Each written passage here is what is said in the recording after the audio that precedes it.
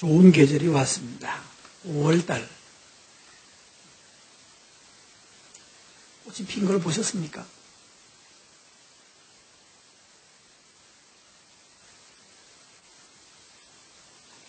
그럼 뭐 당연한 걸 가지고 물어요. 그죠? 뭐 말도 안 되는 5월달에 꽃이 핀 걸 봤냐고 물으면 황당하죠? 다시 묻습니다. 정말로 꽃이 핀 걸 보셨습니까?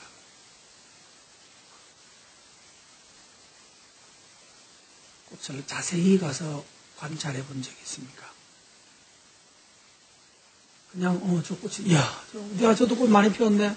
어머 저는 모두 피웠네 말고요. 그건 꽃을 본 것이 아닙니다. 저 멀리서 핀 꽃 지나가다가 꽃 있네. 이거 지금 여러분이 꽃 보여요? 정말로 본 사람은 이걸 눈으로 만져보는 사람입니다. 꽃은 그냥 보는 게 아니에요. 만져보는 거예요. 어떻게 만져야죠? 눈으로 만지는 거예요. 어떻게 만져야 됩니까? 자세히 가야 됩니다. 저는 그래서 꽃을 찍는 사진을 찍는 것을 좋아합니다. 그냥 멀리서 찍는 것보다 가장 가까이 돼서 거기다가 돋보기를 끼워가지고 그래서 저 가까이 가서 자세히 보면 많은 게 보입니다. 여러분이 보지 못하던 것들이 보이는 거예요. 그냥 눈으로 그냥 이렇게 봐서 꽃 피었네 라고 보아서는 보이지 않던 것들이 보입니다.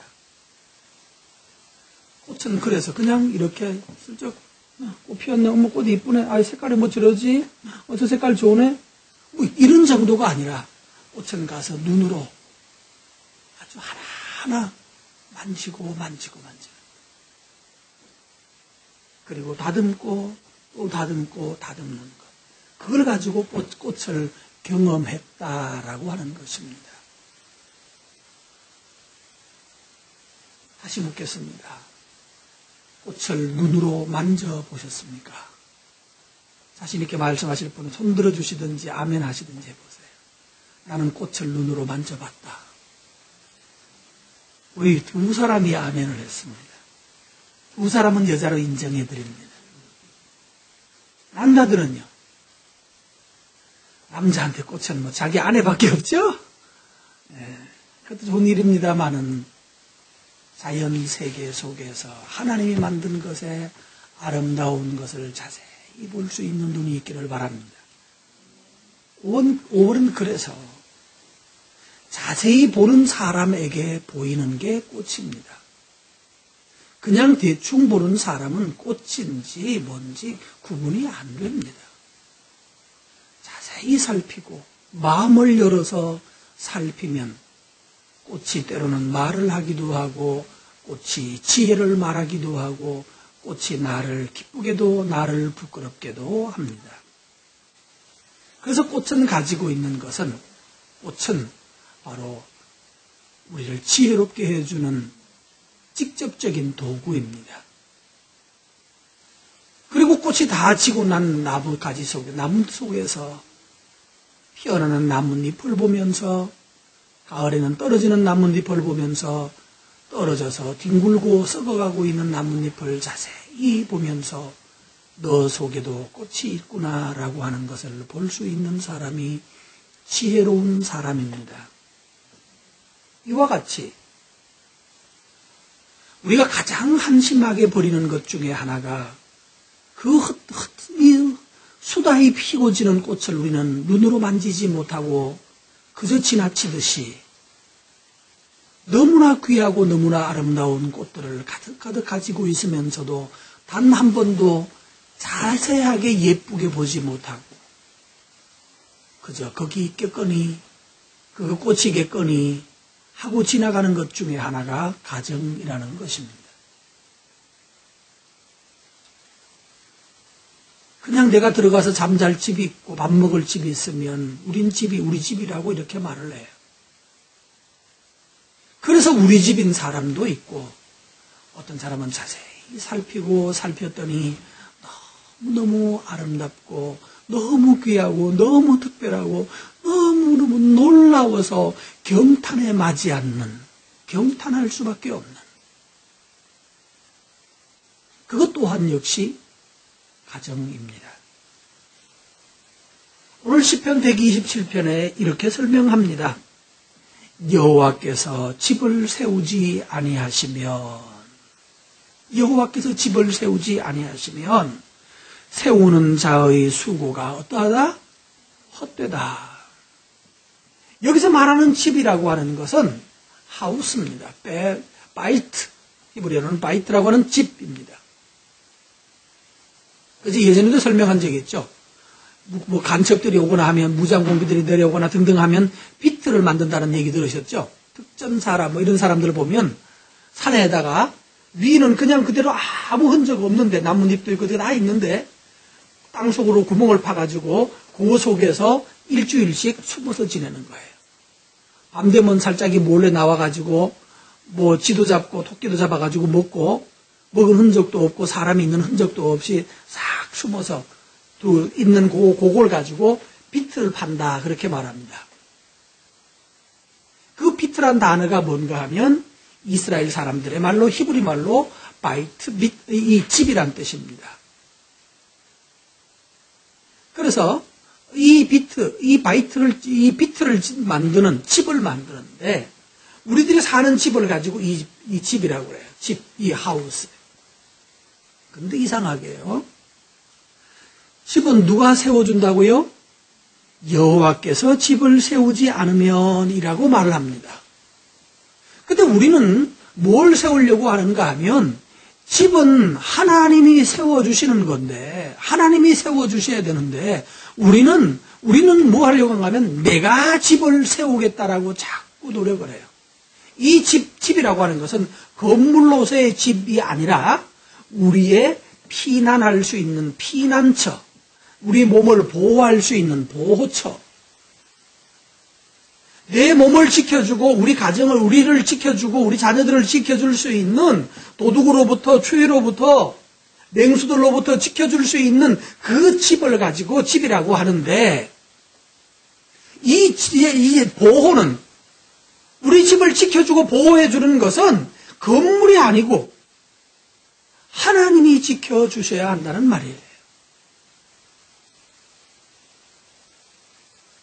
예전에 어떤 부잣집에서 사고가 불이 났는데 결국 두 가지 사건으로 두 가지 얘기를 들려갑니다. 어떤 집은 지독히 참 잘 아끼는 집이었습니다.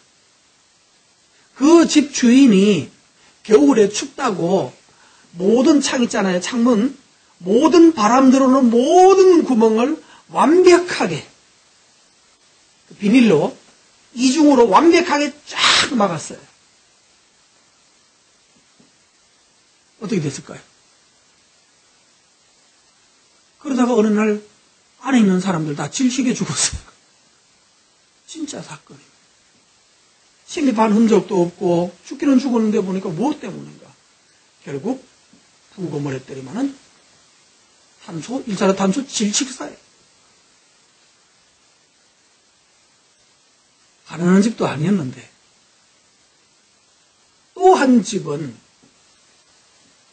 부잣집이었습니다. 도둑이 들어올지 모르니까 뭘 했는가 하면 모든 구멍마다가 아주 방범창, 또 요즘 허술하게 하면 방범창 뜯고 들어온대잖아요. 그거 들으셨죠? 방범창 이렇게 쇠 같은 거 몰아가지고 제끼면 막 바로 제껴진대요.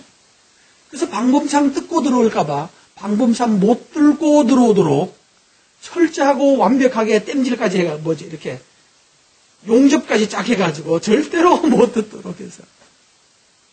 근데 불이 났어요.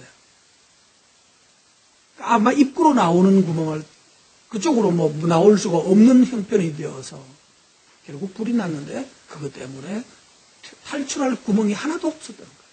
안에서 나올 구멍이. 뉴스에 나왔던, 수년 전에 나왔던 사건들입니다. 따뜻하게 하겠다고 철저하게 막았는데 그게 질식사가 돼버렸고, 도둑놈 못 들어오게 한다고 그랬는데 내가 나갈 길도 없었던 거예요. 이들은 겨울 준비를 잘하고 방범 준비를 잘한 것이 그들을 건져주었나요? 오히려 그것이 그들을 망하게, 집안이 무너지게 버렸어요. 여러분 집안은 사람들은 이런 생각합니다. 우리 집안을 세우려면 누가 든든해야 됩니까? 함정 질문인데 빠질 분들만 빠져주십시오. 우리 집안이 든든해지려면 누가 든든해야 됩니까? 집안이 제대로 잘 서려면 누가 든든하게 서 있어야죠? 가장이 뭐라고 그러나요? 아버지죠? 아버지가 든든히 서 있어야 됩니다. 맞습니다. 함정에 빠진 것 같긴 하죠? 예, 빠져주셔서 감사합니다. 가장이 집을 세우려고 하면 무너집니다. 가장이 우리 집안을 안전하고 튼튼하고 등등 우리 집안을 내가 지켜내겠다라고 굳이 굳게 결심하고 최선을 다하면 그 집을 철저하게 비닐종이로 봉쇄하고 비닐로 봉쇄하고 방범창으로 봉쇄해서 모두 몰살하게 만드는 일, 철저한 아버지들의 약점입니다. 아버지가 할 일은 집안을 얼마나 완벽하게 튼튼하게 만드느냐가 문제가 아니고 하우스를 세우려고 하시면 안 됩니다. 우리 집안에 살려면 부자가 돼야 돼. 돈을 많이 벌어야 돼. 그거 열정하면 부자는 될 수 있을지 몰라요. 다 되는 건 아니지만 그중에 된 사람 들어 있습니다. 그런데 딴 쪽에서 보면 다른 곳이 무너지는데 뭐가 무너지나요? 하우스는 세워도 홈이 무너집니다. 가정이 무너진단 말이에요. 그래서 집안에 있는 가장이 할 일은 뭔가 하면 홈을 세우는 거예요. 홈은 어떻게 세워야 될까요? 사랑하고 용서하고 이해하는 일입니다. 그러니까 아버지가 해야 될 일, 남편이 해야 될 일은 뭔가 하면 돈만 많이 펑펑 벌어다 주면 되는 것이 아니고 뭐 하라고요? 사랑하는 거예요. 아내를 사랑하고 이쁘다고 하고 아까 누가 조금 전에 이상한 말을 하는데 이쁘다고 하지 않는다고 그래요. 누굴까? 그럼 어떤 사람이 그런 말이지? 얼마나 이쁜 사람인데 누가 그런 말을 했을까요? 그거 그 마귀가 한 말이니까 귀담아 듣지 마시기 바랍니다. 예, 원래 마귀는 꼭 그렇게 말을 해요. 우리 기죽이려고. 최진실이 보고 그렇게 자꾸 마귀가 시비 걸었더니 최진실이 그냥 가버렸잖아요. 최진실이 안 이쁜가요? 이쁘죠? 남들은 다 이쁘다고 그러는데 누군가는 안 이쁘다고 그래서 가버렸다고. 자, 어떡하라고요? 남편이 할 일은 뭐라고요? 사랑하고 이쁘다고 말하는 거예요. 한번 해봅시다. 어머, 어떻게 천사가 우리 집에 왔노? 한번 시작. 여자들이 하면 어떻게 남자가 해야지. 어찌 천사가 나한테 왔는가? 우리나라 말이 있잖아요. 왜 나무꾼과 선녀 그게 천사 아니요, 그죠? 나는 나무꾼, 당신은 선녀. 한번 시작. 세상에. 나는 선녀, 니는 나무꾼, 이러는. 그러면 안 되고요. 나는 선녀인데 니는 나무꾼인 그렇게 되면 안 되고. 내가 누구를 모시고 산다? 천사를 모시고 산다. 선녀 있잖아요. 그 나쁜 나무꾼이 선녀 옷을 훔쳐갔잖아. 이런 짓 하면 안 되죠. 그렇죠? 이런 짓 하면 안 돼요. 선녀, 당신의 옷이 그동안 오래 입어가지고 별로 폼이 안 나는데 내가 새 옷을 해드리겠습니다. 그래서 날마다 여러분 나무꾼이 뭔 돈이 있겠어요. 그렇죠? 어떻게 하면 될까요? 나무꾼이 선녀에게 옷 입혀주는 방법 한 가지 있습니다. 예쁜 옷. 뭐 하면 될까요? 사랑해요? 사랑을 말로만 하나? 예? 어떻게 몸으로 해? 날마다 사랑해서 그것도 지겹다고 하죠. 산에는 지천에 깔린 게 뭐예요? 꽃이잖아요. 그 꽃만 잘 이용하면 안 될까요? 지천에 깔린 게 꽃인데. 사람들은 돈을 내가 많이 벌어주면 집안이 될 거라고 생각하고 그러면 내 집이 될 거라고 착각을 합니다. 그래서 결국 한쪽이 다 새나가는 거예요. 뭐 하라고요? 사랑하셔야 합니다. 귀히 여겨야 합니다. 아이들을 바라보면서 뭐 하셔야 될까요? 이야, 그건 뒤에 다음에 나와요.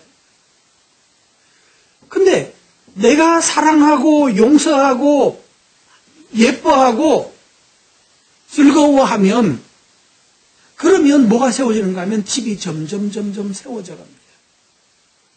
누가 세우신다고요? 여호와께서 집을 세워주신다. 하나님께서 여러분의 집을 그렇게 세워주기를 바랍니다. 내가 세우려고 몸부림치면 결국은 내 아이도 내 아내도 내 자식들도 내 남편도 다 상처투성이 아이가 돼요. 그런 사람들이 돼.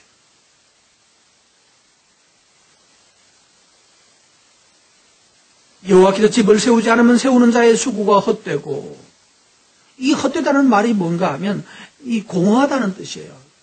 땅이 혼돈하고 공허하며 할 때는 그 공허입니다. 하나님이 집을 안 세우고 네가 스스로 사람이 돈 열심히 벌어서 뭐 열심히 해서 집을 세우겠다라고 말하면 그거 헛되다고 말을 했어요. 반드시 그거는 헛되게 무너질 수밖에 없어요. 왜? 결정적인 게 빠져나갔기 때문에. 정말로 중요한 게 없기 때문에. 그래서 모래 위에 세우는 집이나 마찬가지예요. 두 번째, 여호와께서 성을 지키지 아니하시면, 성은 이제부터 뭡니까? 외부의 적들이 공격하는 겁니다. 목숨을 걸고 공격해오는 그 공격으로부터 지키는 것은 누굽니까? 하나님께서 지켜주셔야 나라가 세워지는 거예요. 하나님께서 지켜주셔야, 하나님께서 허락해 주셔야 나라가 서게 됩니다. 여러분, 우리는 역사를 배웠지 않습니까? 요즘도 무슨 텔레비전에 여러 역사들을 다루는 얘기가 많죠. 의자왕 얘기 나오는 것도 있고, 뭐 신라 백제 등등 이런 나라의 역사, 또는 뭐 밤에 보는 무슨 사극 중에 어떤 뭐 여자들이 나와가지고 왕을 어떻게 하려고 하는 그런 드라마도 있더군요. 이런 특징들 잘 보십시오. 무엇 때문에 망합니까? 결국 이 정신 때문에 망합니다. 왕이 백성을 존중히 여기게 되면 망하지 않습니다. 왕이 백성을 귀히 여기면 망하지 않습니다. 보잘것없는 나라라 할지라도 왕이 백성을 귀히 여기면, 존중히 여기면, 정말로 사랑하면 그 나라는 견고해집니다. 간신배가 들끓지 않습니다. 사랑이라는 이름 앞에 그 모든 이 간신배들의 그 말이 의미가 없어지기 때문에, 아첨이 의미가 없어져요. 그러나 왕이 이미 쾌락을 탐하고 노는 거 좋아하고 이렇게 되면 금방 간신배들이 돌아붙고, 그것으로 말미암아서 나라 생각이 어두워지고 흐려지고, 그래서 나라가 결국은 망하게 되어버리고 마는 겁니다. 하나님께서는 뭐하죠? 하나님의 말씀을 따라서 행하는 왕이 됐을 때에 하나님이 그 백성들의 아름다움을 보고, 그 백성들의 이쁨을 보고 그 나라를 지켜주시려고 마음먹을 때, 그때 그 나라가 서는 것입니다. 그래서 파수꾼의 경성하다, 깨어있다는 말이 있죠. 깨어있다는 거예요. 파수꾼이 깨어있는 것이 그것도 다 허사다, 헛되다라고, 똑같이 그것도 공허한 일이라고 합니다. 여러분, 열심히 노력하고 수고하는 것으로 집안을 세우는 것이 아님을 여러분 인정하기를 바랍니다. 두 번째 한번 보십시다. 그 다음 절에 보시면 2절 말씀에 어리석은 사람이 어떻게 사는지를 설명합니다. 읽습니다. 너희가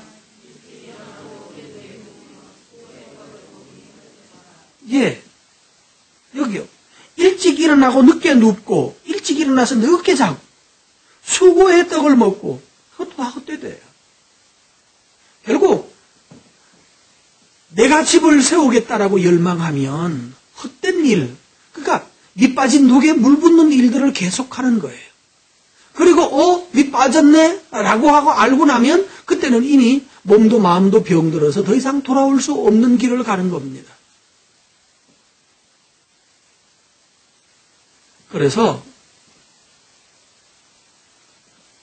더 중요한 것은 그 다음 절, 그러므로 여호와께서는 그의 사랑하시는 자에게 뭐한다? 잠을 주신다. 자, 일찍 일어나고 늦게 누워야 됩니까? 좀 오랫동안 누워 자야 됩니까? 일찍 자고 늦게 일어나야 됩니까? 아니면 일찍 일어나고 늦게 누워야 됩니까? 말이 비슷해서 헷갈립니까? 일찍 일어나고 늦게 새벽 4시에 일어나가지고 새벽 1시에 자야 됩니까? 아니면 10시에 자고 새벽 7시에 7시는 안 되고 새벽 5시 반에 5시에 일어나야 됩니까? 뭐가 낫습니까? 새벽 5시 반에 일어나야 될 이유는 알죠? 5시에 일어나야 될 이유는. 새벽 기도 가라고요? 왜 그래야 되냐고요? 성경은 분명히 잠을 주신다라고 말을 했어요. 차이가 뭐죠? 차이가 뭐죠? 2절. 여호와께서 그 사랑하시는 자에게 뭐 차이는 뭡니까? 사랑입니다. 사랑. 자, 주보에 나와 있는 둘째 주제를 한번 읽어보십시오. 수고를 다른 말로 하면 노력입니다. 사랑이 그 잘못됐어요. 완전히 잘못됐어요. 사랑이 수고를 이긴다예요. 이기지 못한다라고 하면 수고가 사랑이에요, 사랑을. 이거 대단한 실수네요. 예. 사랑이 수고를 이기지 못한다가 아니라 수고가, 노력이 사랑을 이기지 못한다. 여기 줄 확실하게 긋고 고치십시오. 수고가 사랑을 이기지 못한다. 왜 이렇게 됐나 모르겠네. 다시 읽습니다. 이제 정상으로 읽습니다. 시작. 수고가 여기 하나님은 사랑하는 자에게 잠을 주신다라고 말을 했어요. 답은 뭔가 하면 집이 서는 데 있어서 답은 뭔가 하면 사랑이에요. 어떤 사랑? 우리끼리 열심히 사랑하자가 아니라 하나님의 사랑이에요. 하나님이 나를 사랑하시는 거예요. 하나님이 나를 사랑하시면 내 작은 수고가 열매가 되고 하나님이 나를 사랑하시면 내 땀방울이 그것이 큰 보석이 되고 그래야 되는 거예요.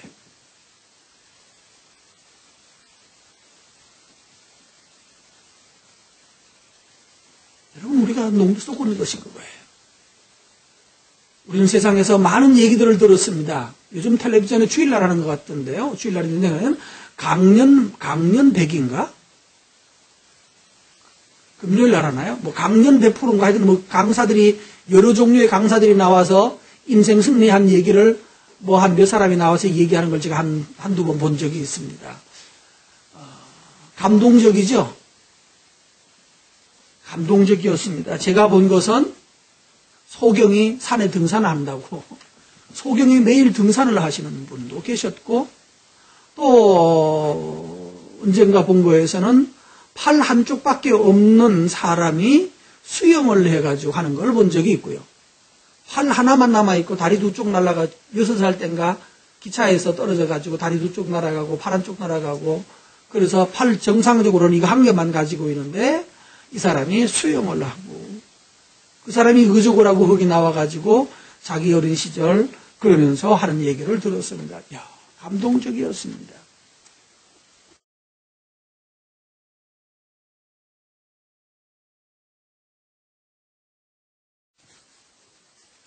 그런데 좀 미안하지만 그 얘기는 어디 가서 해야 되는가 하면 팔이 없는 사람이 거기 나와서 그렇게 수영을 했다는 것은 어디 가서 해야 되는가 하면 죄송합니다. 장애시설에 가서 나 했어. 보여줄까? 보여가지고 여기 있는 팔 한쪽 뚝뚝 빼가지고 칙 던져버리고 나 팔 한쪽 없어. 자 누가 좀 휠체어 좀 갖다 주세요. 휠체어 앉아가지고 걸터 앉아서 다리 한쪽 드륵드륵 해가지고 다리 한쪽 뚝 떨어뜨려내고 또 있어요. 또 보여줄게요. 왼쪽 다리 또 뚝 틀어내고 그리고 온전한 거 이거 하나밖에 없어요. 여러분 저를 저기 수영장으로 좀 데려가 주세요. 애들 다 데리고 가서 수영장에 뛰어들어가가지고 그 몸으로 수영을 하는 모습을 누구한테 보여줘야 돼요? 장애인들에게 보여줬어요. 나처럼 하면 돼. 처음에는 안 돼. 빠져주고 물 많이 먹어. 수영장에 물 내가 다 먹었어 옛날에 벌써. 그러나 다 먹어도 죽진 않아. 나 살아있잖아. 너도 해. 이 하나밖에 없는 팔을 가지고 어떻게 물에 떠서 거기 갔는지 다리가 없어서 오히려 체중이 더 줄어가지고 물에 더 잘 떴는지 어떻게 했는지 모르지만 그렇게 했어요. 수영장의 물을 다 먹기까지 그 사람은 거기서 포기하지 않고 그 일을 해냈는데 내 마음속에는 그 사람이 그거 하지 않고 영어를 했으면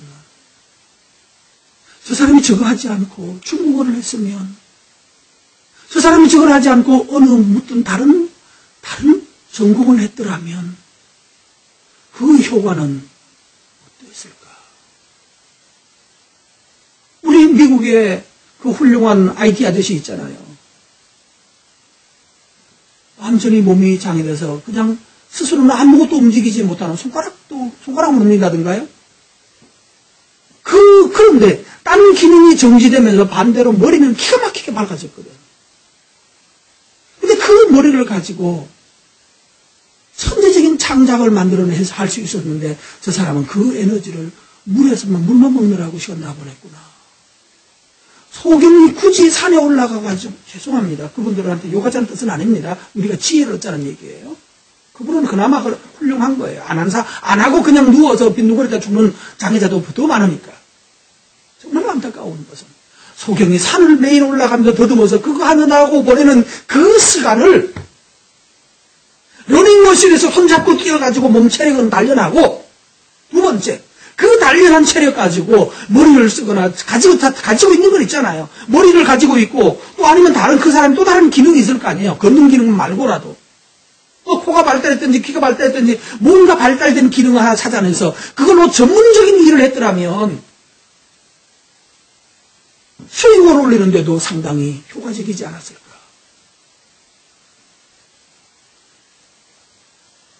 너무나 많은 수고를 했는데 돌아온 대가는 그들에게는 인간 승리 텔레비전에 한번 나와서 강의할 수 있는 그 은혜는 누렸습니다만 그것이 다다라는 거예요. 자, 여러분에게 권합니다. 잘 생각해 보십시오. 제가 그 사람들을 비난하려고 한 것이 아닙니다. 아쉬움입니다. 아쉬움. 그거 할 수 있는 게 그것밖에 없었다면 할 수 없었어요. 그분의 최선일 것입니다. 오늘 성도 여러분, 우리는 사지가 멀쩡합니다. 머리도 달고 있고요. 모든 것 다 가지고 있고, 우리가 안 가진 것이 거의 없습니다. 심지어 우리가 그렇게 사모하는 돈도 우리는 가졌잖아요. 그죠? 돈 안 가지신 분 있어요? 오늘 바로 내가 돈 가지게 해드리겠습니다. 돈은 1,000원을 가져도 가진 것이고요. 1,000억을 가지고도 돈 가진 거지만 1,000원만 가져도 돈 가진 거 맞죠? 돈 안 가진 사람은 있다 없다. 나도 돈, 이거 한번 해보자. 나도 돈이 있다. 해봅시다. 시작. 아니, 저도 없는 사람 좀 들을게요. 근데 지금 현재 주머니에는 아무것도 없네요. 저 방에 가면 그래도 최소한 돈 있다고 말할 만큼 들을 수 있어요. 뭐, 많은 줘도 있는 거잖아. 나도 돈 있다. 시작. 그 자신감 좀 가지세요. 너무 많이 가지면 내 길 가다가 맞아 죽을지 몰라서 조금만 가져야 된다고 그렇게 하면 되잖아요. 안 그래요? 여러분 주머니에 항상 200만 원씩 넣고 있다는 게 확인되면 나 200만 원 있으면 그러면요. 그 사람 그날 며칠 내로 없어집니다. 병원에 누워있든지 아니면 장례식 끝냈든지. 10만 원만 있어도 덤벼듭니다. 10만 원만 있는 게 확인되고. 나 돈이 있다. 여러분 여기에서 지금 성경이 말하고 있는 바가 뭔가 하면 네가 노력. 우리는 노력에 대한 가치를 너무 배웁니다. 파랑족밖에 없어도 노력하니까 장례식 이거 할 수 있잖아. 그래요. 좋아요. 잘했어요. 소경인데도 등산을 매일 한다고 나 얼마나 대단하니 박수 좀 쳐줘봐. 그러니까 박수 쳐줬어요. 그러고 나서 그 다음에 뭐냐고요. 그러고 나서는요. 산에 매일 한번 올라갔다 올 때마다 10만 원씩 생기나요? 그렇다면 그거 직업으로 하면 돼요. 할 수 있어. 좋아요. 훌륭한 일이에요. 그건 아닌 것 같은데 내 보기에는. 여러분 수고만 믿지 말고 은혜를 믿는 사람 되기 바랍니다. 하나님이 여러분에게 우리에게 은혜해 주셔야 됩니다. 그래서 성경이 이렇게 말했잖아요. 하나님께서는 사랑하는 자에게 뭘 한다? 잠을 주신다. 앞에 말 뭐에 대한 반대말입니까? 뭐에 대한 반대말? 잠이란 말이 뭐에 대한 반대말이에요? 일찍 일어나고 늦게 누우며 수고의 떡을 먹는 거에 반대예요. 사랑하는 자는 뭐에 반대말입니까? 글자로는 안 나오지만 부지런함, 성실함의 반대말입니다. 맞죠?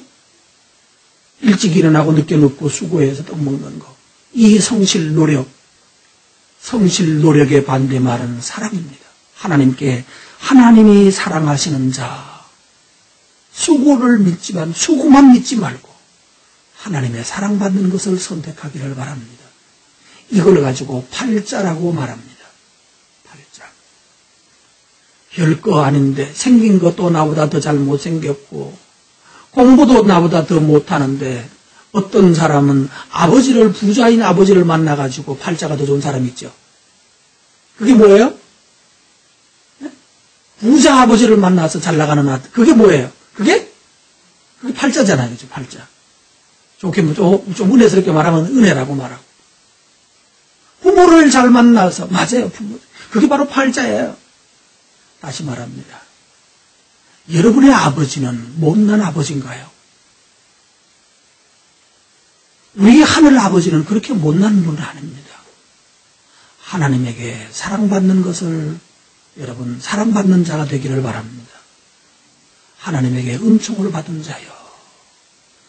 여러분 성경에 이 사람 나오죠. 18살쯤 된 처녀 아이에게 어느 날 하나님의 천사가 나타났습니다. 가브리엘이 이렇게 말합니다. 뭐라고 그랬나요? 은총을 받은 자여 평안할지어다. 누구한테 한 말입니까? 은혜를 받은 자여, 은총을 받은 자여 평안할지어다. 마리아가 정신이 나서 번쩍해서 이게 무슨 얘기입니까? 천사가 나타났다는 것도 놀라운데 이상한 은총을 받았다고 그러는데 무슨 말입니까? 지극히 높으신 이의 영광이 너를 덮으리니. 따라합시다. 지극히 높으신 이의 영광이 너를 덮으리니. 여자 중에 네가 복되도다. 이겁니다. 뭐 하면 된다고요? 은혜를 받은 자가 되면 됩니다. 하나님의 은혜 받은 자요. 하나님의 사랑받는 자요. 지극히 높으신 이의 은혜가 너를 덮으면 능치 못한 일이 없느니라 라고 말했어요. 네가 복되도다예요. 이와 같이 여러분 하나님의 사랑받는 자가 되시기를 바랍니다. 수고만 믿고 내가 노력하게 살겠다라고 인생 달리다 보면 결국 여러분 뼈 부러지는 거예요.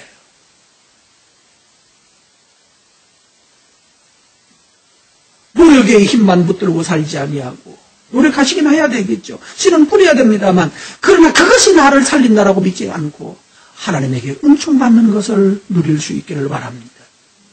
하나님의 사랑받는 사람 신명기 33장 12절에 보면 베냐민에게 이렇게 축복했습니다. 베냐민에 대하여는 일러스되 대환이에 대하여는 일러스되 한번 해봅시다. 자기 이름을 넣어서 시작. 여호와의 사랑을 입은 자는 그 곁에 안전히 살리로다. 여호와께서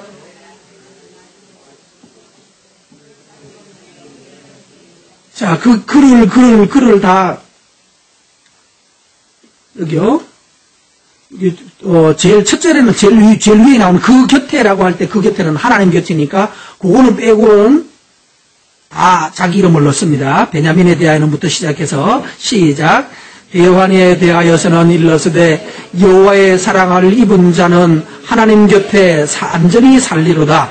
여호와께서 대환이를 날이 마치도록 보호하시고 자기 어깨 사이에 있게 하시리로다. 아멘. 뭐하는 자요? 여호와의 사랑을 입은 자. 예. 사랑을 입으면 뭐합니까? 항상 그 곁에 두죠. 하나님의 사랑을 입으면 하나님이 여러분을 곁에 두십니다. 두 번째요. 그가 그를 여호와께서 대환이를 날이 마치도록 언제까지란 말입니까? 날이 마친다는 말이 언제예요? 죽을 때까지.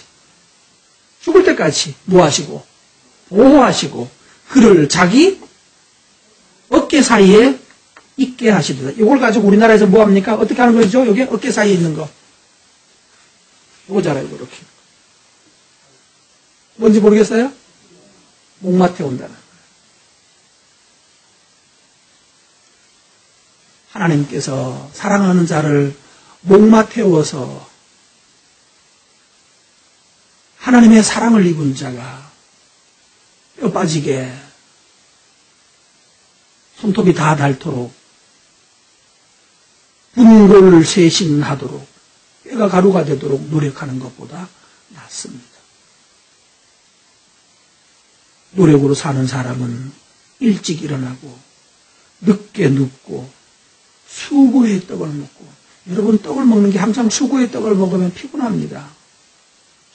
제가 조금 요즘 와서 좀 나빠졌는지 영 힘이 없는데 여러분 제일 힘든 게 뭔지 아십니까? 밥 먹는 거예요. 밥 먹는 게 얼마나 힘든지. 이거 죽을 때 됐다는 얘기죠? 네, 제가 죽을 때가 좀 왔다 갔다 하는 것 같습니다. 먹는 게 입에 맛있어야 되잖아요. 맛이 없어요. 그 다음에 그거 먹었을 때 속이 편안하고 좋아야 되는데 먹으면 속이 콱콱 쳐서 아파. 수고의 떡을 먹고 이 근심 중에 떡을 먹고 늦게 눕고 일찍 일어나고 이 모든 일이 다 뭐하다? 헛된 거래요. 단호하게 성경은 헛된 거라고 말을 해요. 어떻게 해야 됩니까 그러면? 세 번째 4절 3절 읽습니다.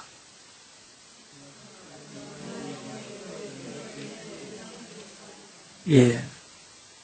자식들은 여호와의 기업이요 태어 열매는 그의 상급이로다.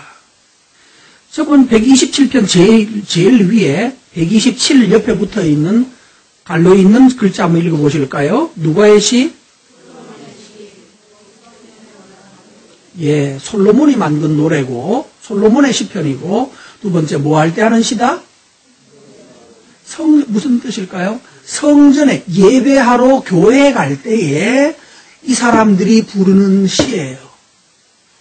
요즘으로 말하면 차 타고 오잖아요? 차 타고 올 때 여러분 교회 온다고 차 타고 올 때 뽕짝뽕짝 뭐라든지 아니 이거 뭐니까 트로트가 뭐지? 쿵짝짝 아닌데 트로트가 뭐야요?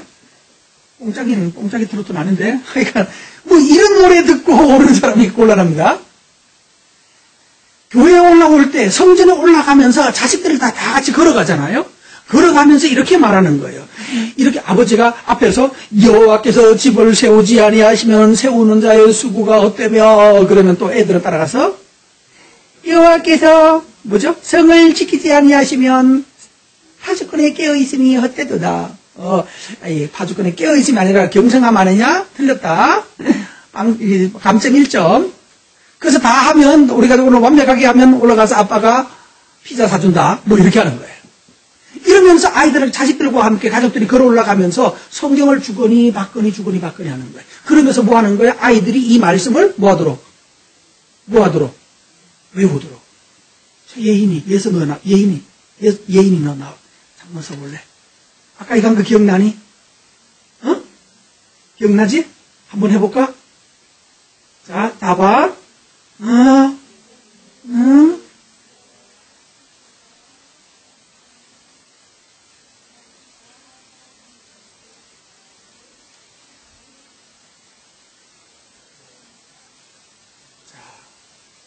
여기 아까 비스켓 몇 개 걸었지? 6개. 비스켓 6개. 확정. 예. 자, 이게 뭐 한 거예요? 예수님은 한번 따라합시다. 여러분 해보세요. 외우시고 집에 갈 때 보나 봅시다. 예수님은 그 지혜가 반짝반짝 자라가며 지혜와 키가 자라가며 하나님과 사람들에게 더욱 사랑스러워 가시더라. 다 외웠죠? 자, 비스켓 5개 걸어요. 자, 누가 시켜볼까? 할 사람? 할 수 있겠니? IQ 80만 넘으면 할 수 있는데. 할 수 있는 분 비스켓 5개 걸렸어요. 자, 이렇게 해서 아이들이 뭐를 했어요? 성경을 외우게 만들어요. 부모가 지금 솔로몬이 이 시를 써서 성전에 올라올 때 사람들이 이렇게 그 다음 시편도 마찬가지예요. 125편, 123편부터 주로 다 보세요. 다 뭔가요? 성전에 올라가는 노래. 교회 가는 시간이 많이 걸릴 거 아니에요. 옛날에 걸어 다녔으니까. 그러니까 시인들이 시를 많이 썼어요. 성전에 올라가면서 외우는 노래예요. 그래서 올라가면서 시편을 앞에서 한 사람이 아버지가 선창하면 뒤에 가족들이 따라하고 또 아들이 야 이번엔 네가 앞서서 선창하라고. 그러면 또 그 서로 주거니 받거니 그러면서 올라가면서 뭐가 일어나나요? 교육이 일어나는 거예요. 그게 교육인 거예요. 우리는 교육을 어디다 맡겼는가 하면 학교에 맡겼고 학원에 맡겼어요. 학교에 맡겼더니만은 뭐만 가르치는가 하면 이 루트 4 곱하기 20 뭐는 얼마다 이거 푸는 것만 가르쳐요. 이건 뭔 소용이 있냐고요. 루트를 푸는 것이, 방정식을 푸는 게 뭔 의미가 있죠? 세상 사는 동안에는 아무 쭈가리도 쓰지 않는 거예요. 그럼 이스라엘 사람들은 다른 걸 가르치는 거예요. 그거는 수학의 방정식을 알아서 필요한 사람은 있어요. 앞으로 과학을 하거나 건축을 하거나 미사일을 쏘거나 등등 할 사람들은 배워야 될 거예요. 그 사람들은 그쪽 전공할 사람들은 그쪽으로 공부해가지고 치열하게 공부시켜요. 필요가 있으니까 하는 거예요. 만약에 우리 모든 한국 학생들 중에 방정식을 내년 1월 1일까지 못 풀면 전부 다 총살시킨다고 그러면 방정식 다 풀을 겁니다. 그렇지 않겠어요? 필요가 있으면 하는 거예요. 이 아이들은 이스라엘 사람이 탁월한 이유는 뭔가 하면 이러면서 시를 통으로 외워서 시인이 돼버려요. 두 번째, 시를 외우다가 보니까 많은 문장력이 커져요. 단어 어휘력이 엄청나요. 그 다음에 순서대로 똑똑하게 외우려고 하니까 뭐 됩니까? 기억력이 탁월해져요. 그 예수는 지혜가 자라며 키가 자라는 거예요. 우리는 몸뚱아리가 커지면서 공부하는 건데 반대로 성경은 지혜가 자라서 키가 커지는 거예요. 그러니까 딴 사람이 되는 거예요. 종자가 달라지는 거예요. 여러분, 하나님의 말씀을 잘 듣고 하나님의 말씀 앞에 거하십시오. 이들이 하나님께서 이 자녀들에게 어떻게 상을 주시는가 하면, 우리 가정을 어떻게 복되게 하시는가 하면 바로 이겁니다. 하나님이 상을 주시는 거예요. 3절 말씀에 보면 보라, 자식들은 여호와의 기업이요 태어 열매는 그의 상급이다라고 할 때 여기 이 보라라고 하면 와 하는 말이 들어있어요. 와우, 와. 그래서 제가 3절에는 성경 원문에는 들어있어요. 와, 감탄사가 들어있어요. 와, 하나님이 상을 주시는구나. 하나님이 자식들을 상으로 주셨구나. 와 하는 거예요. 여러분, 여러분의 자녀가 여러분의 상입니다. 한번 여러분의 아이를 생각하면서 와 해보세요. 시작. 와, 내한테, 와, 나 같은 인생에게 은미와 찬미와 운율을 주셨도다. 할렐루야. 우와, 우와, 진짜로 놀라웁니다. 다시 한번. 정말로, 아까는 시켜서 한 말이고, 이번엔 진짜로 여러분 스스로, 와, 하나님이 나에게 상을 주셨도다. 시작. 그걸 진짜로 믿고 행하기 바랍니다. 그게 답이에요. 이 자식이 너무 못났다고요? 아니에요. 당신의 눈이 썩었기 때문입니다. 내 눈이 빛나는 눈을 가지고 하늘의 지혜를 가지고 있으면, 썩지 않은 눈을 가지고 있으면 하나님이 주셨다는 것을 와 하고 깨닫는 거예요. 여러분, 와 하고 깨닫기 바랍니다. 이 자식이 내게 주신 하나님의 복이었구나. 여기 이 자식은 여호와의 주신 기업이라는 말 있잖아요. 이 기업이란 말이 종려나무라는 말하고 같은 말입니다. 종려나무. 종려나무는 한번 심어놓으면, 우리나라 말을 바꿔봅시다. 우리나라 말에 옛날에는 사과 한 그루만 있으면 뭐 된다 이런 말이 있었죠?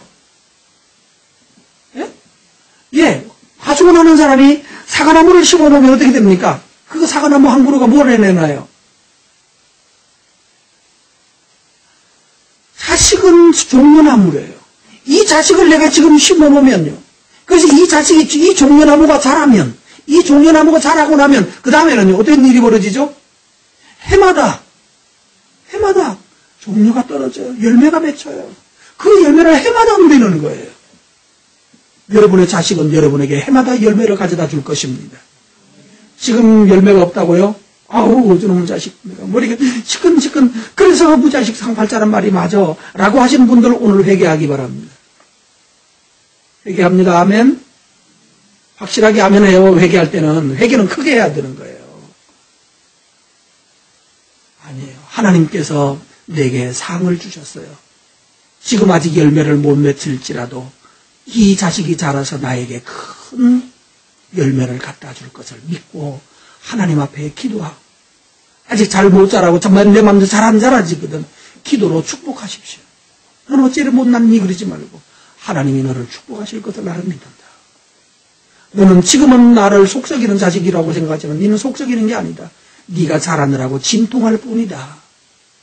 그러나 네가 다 자라고 철들고 되게 되면 너는 큰 자랑이 될 것이고 내게 큰 열매가 될 것이다. 하나님이 그렇게 되게 하실 줄로 내가 믿노라. 확실하게 아멘 좀 똑똑하게. 그렇게 하십시오. 여러분의 믿음을 포기하지 않는 한 그 아이는 지금의 모습이 다가 아닙니다. 이 자식이 여러분을 영광 있게 해줄 것이고 해마다 철마다 여러분에게 맛있는 거 사줄 거고 종려 기름 만들어줄 거고 꽃을 보여줄 것이고 향기를 보여줄 것이고 그늘을 만들어줄 것이고 열매와 기름을 향기를 여러분에게 만들어줄 것을 믿기 바랍니다. 어떤 사람한테 이렇게 되죠? 성전에 올라가면서 아이와 함께 성전에 올라가면서 말씀을 알게 하십시오. 교회에 안 나오는 자식을 두고 있던 부모라면 날마다 주일마다 귀하게 중요한 말씀 여러분의 요약해서 그 말씀을 자식에게 아들아 너는 나에게 종려나무다. 너는 나의 빛이다. 너는 나에게 영광이 될 것이다. 지금의 너 모습이 너가 아니라 앞으로 되어질 모습이 너가 있다. 지금의 모습에 굴하지 말거라. 여러분 믿음을 가지고 하나님께 나아가서 행하면 하나님이 반드시 이루실 줄을 믿습니다. 그러면 3절의 마지막 절에 나오는 대로 원수와 담판할 때에도 수치를 당하지 않게 해줄 거래요. 자식이. 여러분 가정에 이 은혜 있기를 축복합니다.